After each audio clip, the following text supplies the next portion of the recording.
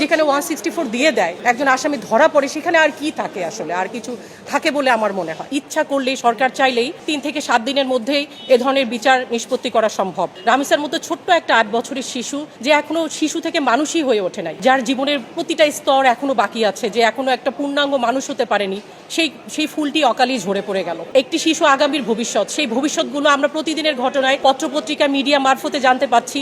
এর বাইরেও যে কত ঘটনা ঘটে যাচ্ছে, এভাবে কত শিশু ঝরে পড়ে যাচ্ছে।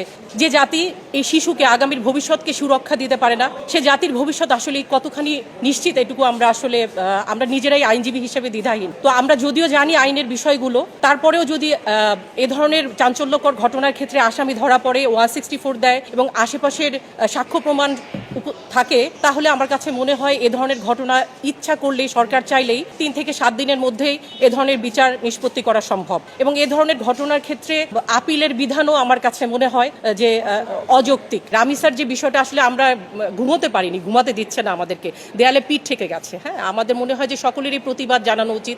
রামিসা, আমি একজন মা, আমারও 2টো সন্তান আছে। তো আমি সেই মাতৃত্বের জায়গাটা থেকে, আইনজীবীদের জায়গা থেকে, সাধারণ জনগণের পক্ষ থেকে, সবাই নিশ্চয়ই দানব না, সবাই নিশ্চয়ই অমানুষ না। তো আমি জানি, আমরা মনে করি যে সকল মানুষকে, বিবেকবান মানুষকে এই বিষয়টা নাড়া দেবে।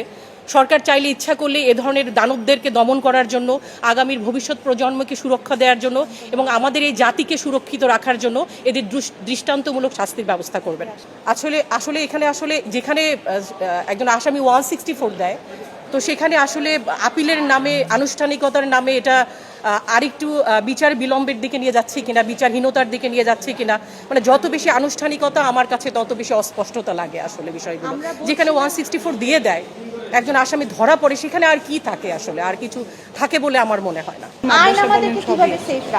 আমাদের আইনমন্ত্রী উনিও বলেছেন যে দ্রুততম সময়ের মধ্যে এটা নিষ্পত্তি করার আমাদের আইনমন্ত্রীও কঠোরভাবে এগুলো নিয়ে কাজ করে যাচ্ছেন। আশা করি যে আমাদের এই ধরনের চাঞ্চল্যকর বিষয়ে আমরা দ্রুত বিচার পাব। বলাৎকার এবং ধর্ষণ আসলে দুটোই আসলে মুদ্রার এপিট ওপিট। মানে জিনিসগুলো আসলে ছেলে বাচ্চা বলে আমরা এটাকে ধামাচাপা দেওয়ার চেষ্টা করি, বাট দুটোই কিন্তু খুবই খুবই অন্যায়, অমানবিক, এটা মানা যায় না।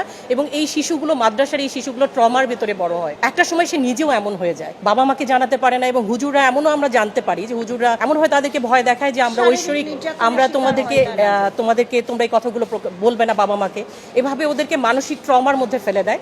যখন এটা সিভিয়ার পর্যায়ে চলে যায়, এটা তারপরে আমরা জানতে পারি। তো আসলে এই পবিত্র স্থানগুলোতে এই যে পবিত্রতার নাম ভাঙিয়ে যে অপবিত্র কাজকর্ম চলে, এগুলো আসলে সরকার থেকে আমি মনে করি কার্যকর পদক্ষেপ নেওয়া উচিত।